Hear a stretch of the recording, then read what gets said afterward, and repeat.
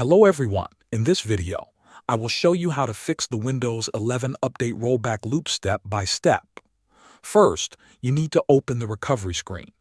Turn on your PC, and as soon as it starts loading, press and hold the power button to force it off. Do this process 3 times. On the 4th start, Windows will open the recovery environment. Now click on Troubleshoot, then go to Advanced Options, and select Uninstall Updates.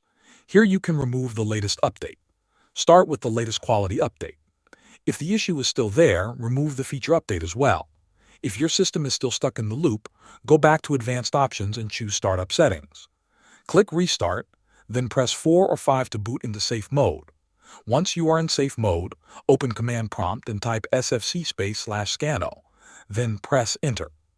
This will scan and repair system files. If the problem continues, go back to Advanced Options again and select System Restore.